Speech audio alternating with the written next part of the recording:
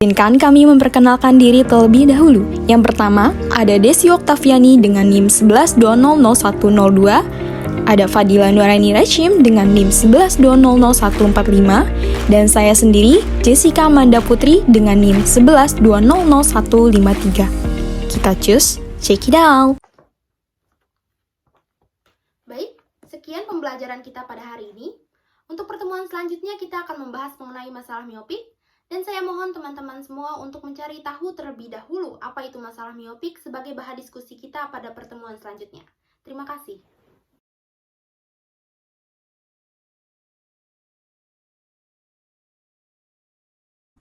Miopik tuh apa ya? Coba cari deh.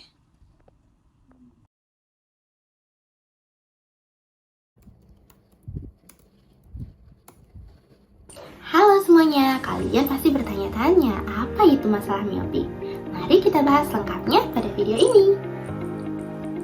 Masalah miopik merupakan permasalahan yang timbul sebagai efek samping dari menggunakan pengendalian hasil keuangan yang ditekankan pada laba akuntansi periode berjalan, di mana dengan adanya penekanan pada laba akuntansi periode berjalan menyebabkan manajer memiliki orientasi jangka pendek secara berlebihan dalam setiap pengambilan keputusan, dengan tujuan agar laba akuntansi periode berjalan tinggi atau mengalami peningkatan. Contohnya, seorang manajer menghadapi tekanan untuk melakukan tindakan miopik seperti ketika dihadapkan dalam suatu pilihan untuk melakukan investasi pada saham dalam jumlah yang besar. Manajer yang mendapatkan tekanan untuk membuat laba akuntansi periode berjalan tetap baik, bahkan mengalami peningkatan, akan menolak untuk melakukan investasi tersebut. Hal ini karena dengan berinvestasi akan menyebabkan laba akuntansi periode berjalan mengalami penurunan, sehingga membuat manajer menutup mata atau berperilaku miopik meskipun investasi tersebut dapat membuat perusahaan memperoleh keuntungan yang lebih besar di masa yang akan datang dalam jangka waktu yang panjang.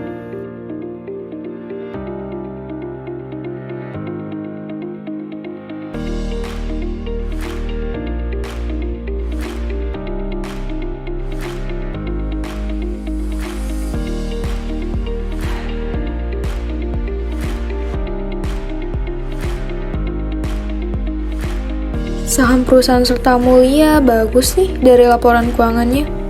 Buat prospek kedepannya pasti makin naik harganya. Duh, tapi kalau beli saham perusahaan Serta Mulia sekarang, bakal nurunin jumlah laba buat periode ini. Lebih baik untuk periode ini nggak investasi di saham Serta Mulia, daripada laba perusahaan buat periode ini nanti dilaporkannya turun. Nah, tadi kita sudah mendengar mengenai apa itu miopik. Sekarang kita akan membahas mengenai tekanan untuk berperilaku miopik. Tekanan untuk berperilaku miopik adalah di mana manajer dihadapkan dengan tekanan untuk mempertahankan kinerja laba jangka pendek dengan juga memperhatikan kinerja laba jangka panjang. Kinerja jangka pendek adalah kinerja laba yang diukur dengan ROI. Kalian masih ingat kan ROI itu apa? Masih dong. Nah, kinerja laba jangka panjang adalah di mana nilai saham yang meningkat, valuasi bisnis yang tinggi, kinerja sosial dan lingkungan, dan masih banyak lainnya. Apabila perusahaan hanya memfokuskan pada kinerja laba jangka pendek, maka seorang manajer akan mengalami tekanan dari perusahaan untuk mencapai kinerja jangka panjang. Dengan memperhatikan kinerja jangka panjang, maka seorang manajer juga tidak bisa mengabaikan kinerja laba jangka pendek. Perilaku miopik ini juga tidak terlepas dari manajemen laba. Manajemen ini memiliki kewenangan secara penuh untuk mengatur strateginya dalam melakukan praktek manajemen untuk memaksimalisasi laba dengan menarik pendapatan periode tertentu. Oleh karena itu, perusahaan harus merancang dengan baik sistem pengukuran pengendalian hasil keuangan yang meminimalisir miopik pada manajer. Cara mengatasi masalah miopik yang pertama, yaitu mengurangi tekanan pada laba jangka pendek. Laba jangka yang pendek ini dimaksudkan adalah laba semesteran ataupun laba tahunan. Manajer divisi tidak hanya dihadapkan pada target di laba jangka pendek, akan tetapi adanya indikator yang berkesinambungan sehingga pencapaian pada laba jangka panjang seperti pencapaian pasar yang baru dalam 3 tahun terakhir dan masih banyak lainnya. Dengan mengurangi tekanan laba jangka pendek, maka reward dan punishment akan dibuat untuk periode yang lebih dari 1 tahun, seperti 2 tahun ke depan ataupun 3 tahun ke depan. Namun dengan adanya pengurangan tekanan pada laba jangka pendek, bukan berarti manajer tidak perlu memperhatikan laba tahunan. Laba tahunan akan menjadi sangat penting bagi manajer divisi tersebut. Diberikan bobot yang sesuai atas pencapaian laba tahunan yang tidak terlalu besar ketimbang kesinambungan laba dari 2 atau 3 tahun selanjutnya. Cara mengatasi masalah miopik yang kedua yaitu tinjauan pratindakan. Salah satu cara untuk mengatasi masalah miopik ini adalah membagi target manajer ke dalam 2 target, yaitu target jangka panjang dan target jangka pendek. Target jangka pendek ini merupakan laba tahunan yang menjadi ukuran yang sesuai. Selain itu juga manajer dituntut untuk memberikan perencanaan jangka panjang dengan alokasi biaya dan target pencapaiannya. Manajemen puncak membagi biaya untuk mencapai penjualan jangka pendek dengan membentuk laba, yaitu bisa juga disebut sebagai biaya operasional dan juga biaya untuk mencapai laba di masa yang akan datang atau masa depan, yaitu biaya investasi. Pengukuran biaya investasi ini akan diukur dengan pencapaiannya di masa yang akan datang, yaitu dengan cara target penjualan pasar. Yang kedua, target penjualan. Yang ketiga, target produk dan laba yang akan diluncurkan dan lain-lainnya. Nah, dalam biaya investasi ini harus ditinjau dengan baik atau harus diperhatikan, karena pada saat biaya investasi ini dikeluarkan, maka perusahaan tidak menerima secara langsung pendapatannya, sehingga pengeluaran dengan potensi pendapatan tersebut bisa diperkirakan. Nah, pengukuran pada investasi ini bisa digunakan dengan payback period, net present value, dan lain-lainnya. Dengan adanya prediksi ini, maka proyek yang dijalankan dan biaya aktual akan menjadi biaya operasional. Nah, strategi memisahkan bisnis sekarang dan bisnis masa depan merupakan strategi yang baik untuk manajer akan tetap menjaga performa laba jangka panjang dan juga laba jangka pendeknya loh. Dengan manajer juga tidak perlu khawatir akan masa depan. Selanjutnya, memperpanjang waktu pengukuran kinerja. Menggunakan insentif jangka panjang, memperpanjang periode pengukuran adalah alternatif yang dapat digunakan manajer untuk menyesuaikan pengukuran kinerja agar lebih baik. Semakin panjang masa pengukuran kinerja perusahaan, maka akan semakin sesuai kinerja dengan pengukuran laba akuntansi dan laba ekonomi, seperti perubahan pada return atas pemegang saham. Salah satu cara untuk meningkatkan keselarasan adalah dengan meningkatkan insentif dengan pengukuran kinerja jangka panjang. Contohnya, kompensasi bonus atas pencapaian kinerja 3 tahunan atau 5 tahunan, memberikan saham berdasarkan penilaian ROI, EPS, perubahan harga saham perusahaan, dan volume perdagangan saham. Namun, di dalam pengukuran kinerja hasil keuangan dengan jangkauan waktu yang panjang bukanlah hal yang mudah. Perusahaan harus hati-hati dalam menyusun indikator penilaian, karena waktunya yang panjang sebenarnya dapat membuat motivasi bagi karyawan. Namun, komitmen dan konsistensi perusahaan di dalam penyusunan pengukuran akan malah membuat motivasi bagi manajer karena insentif yang menjanjikan. Selain itu, perubahan lingkup bisnis bisa menjadi pemicu adanya penyesuaian terhadap pengukuran. Hal ini perlu menjadi perhatian penting bagi perusahaan. Sejauh mana penyesuaian itu dapat dilakukan atau tidak. Jangan sampai menjadi permasalahan bagi motivasi karyawan. Selain itu, memperpanjang waktu pengukuran juga harus diberikan bobot atas pencapaian setiap proses dari keseluruhan sehingga akan memberikan motivasi secara psikologis bagi karyawan. Karena mereka mendapatkan perhatian dari setiap pencapaiannya. Kemungkinan keempat, untuk mengatasi masalah myopic manager adalah berupaya untuk mengukur laba ekonomi atau penciptaan nilai bagi pemegang saham dengan mengestimasi nilai kas di masa yang akan datang dan menariknya ke masa kini dengan tingkat bunga tertentu atau disebut dengan discounted present value. Penciptaan nilai itu bisa diperoleh dengan membandingkan nilai kas di awal periode dengan nilai kas di periode kemudian dengan ditarik ke masa kini. Selisih positif dari hasil pengukuran masa depan dengan awal periode merupakan bagian dari penciptaan nilai.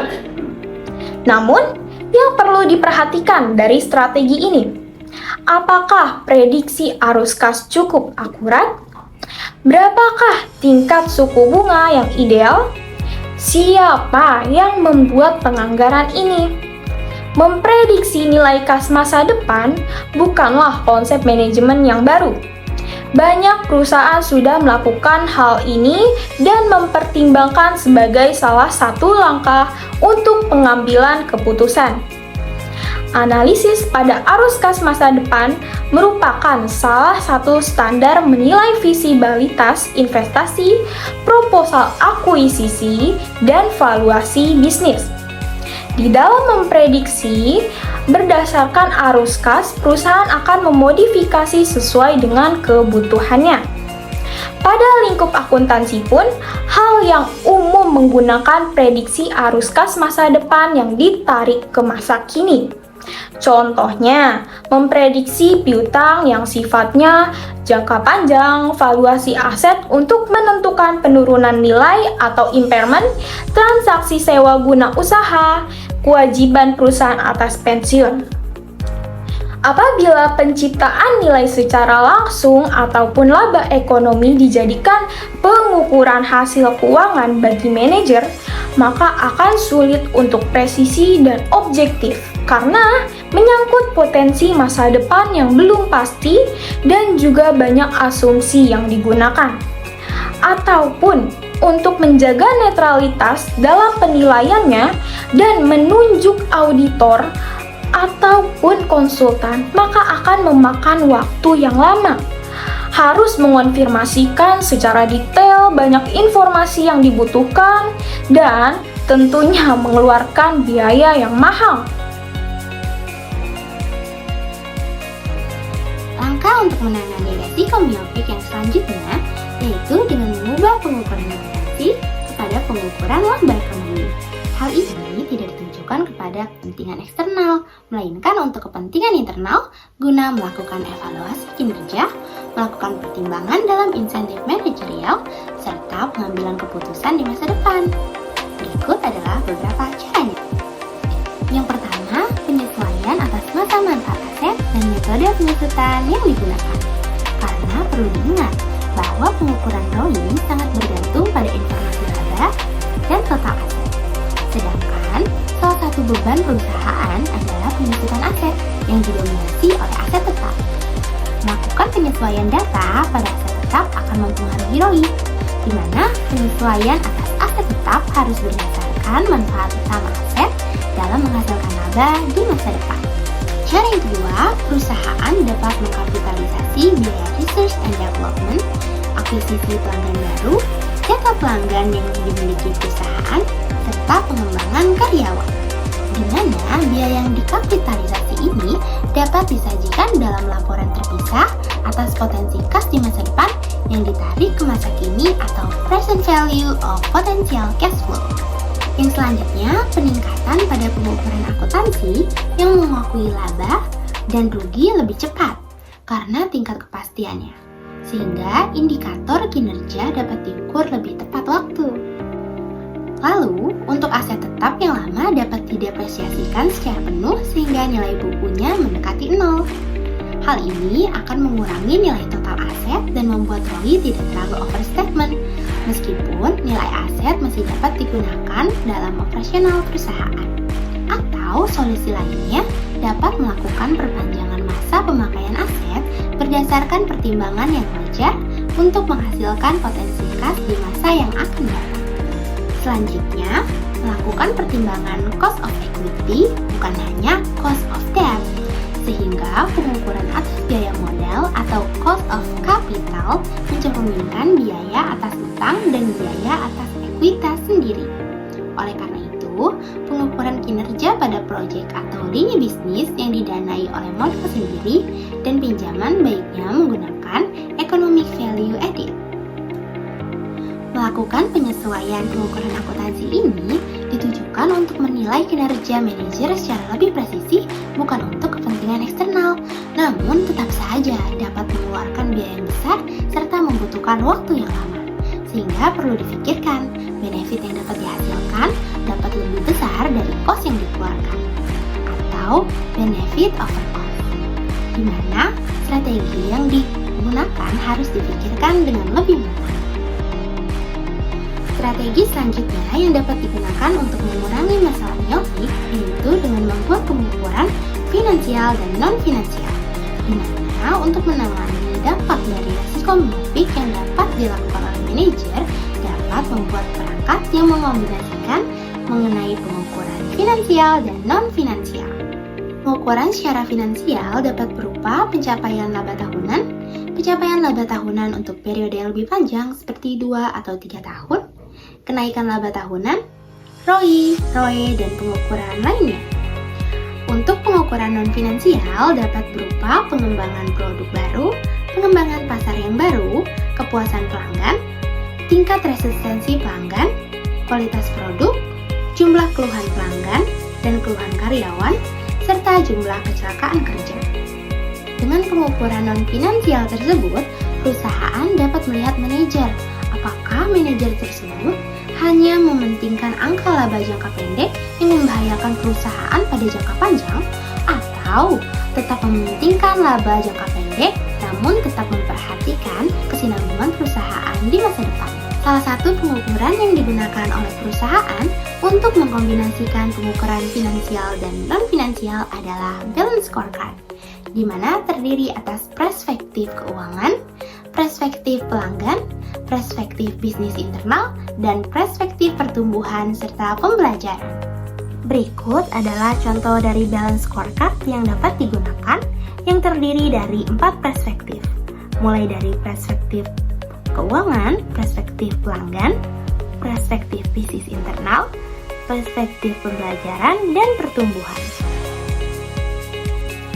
Pada pengukuran ini, agar dapat berjalan dengan efektif, maka perusahaan perlu memperhatikan terkait indikator dan bobot yang akan dikenakan terhadap kinerja individu, kelompok, atau keseluruhan. Karena apabila terdapat kesalahan, dapat menyebabkan dismotivasi pada manajer yang akan dinilai. Berikut adalah hal-hal yang perlu diperhatikan dalam pemberian indikator dan bobot. Yang pertama, pemberian bobot harus memperhatikan aspek psikologis, karena manajer akan lebih fokus terhadap indikator dengan bobot yang tinggi dibandingkan dengan indikator dengan bobot yang rendah. Kemudian, perlu diperhatikan indikator yang baik, karena terlalu banyak indikator dapat membuat tidak fokus dan tidak mungkin sempurna dalam pencapaian. Selanjutnya, perlu adanya arahan yang jelas dalam uraian setiap indikator. Kemudian, indikator kinerja seseorang atau sebuah divisi harus diperhatikan apakah terkait dengan orang lain atau divisi lain di luar penilaian.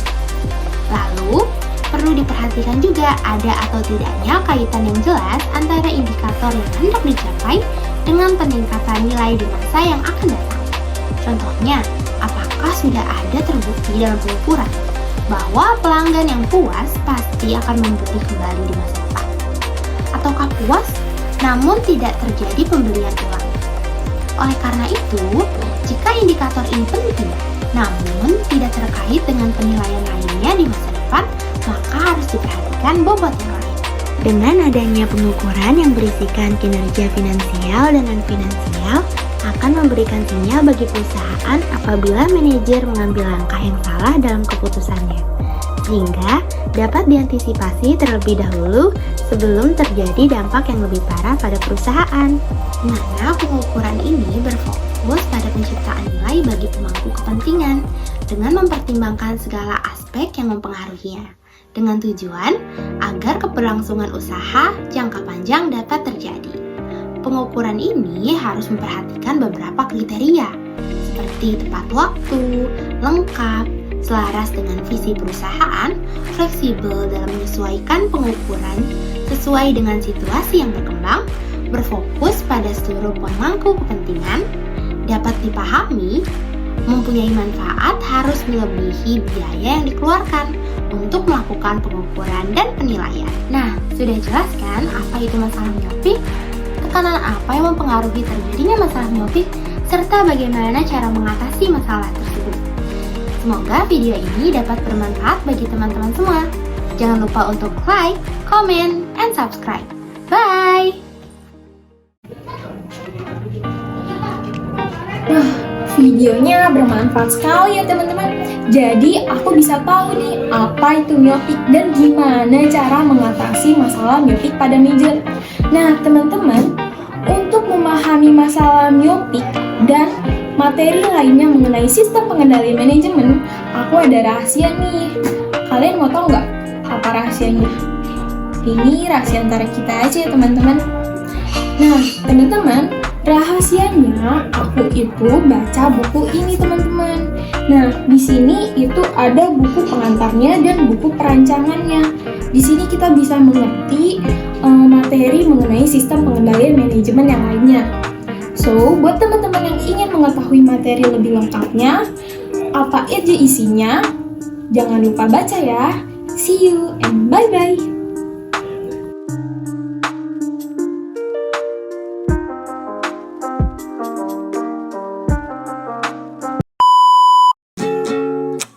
So baby, come with me.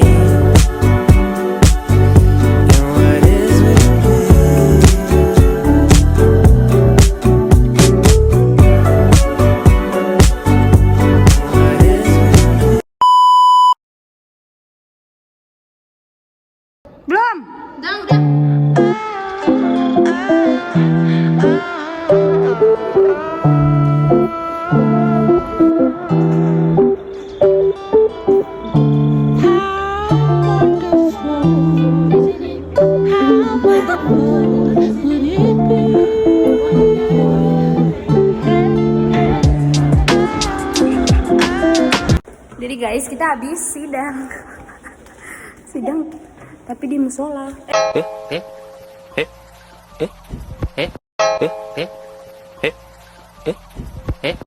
Maksudnya salah.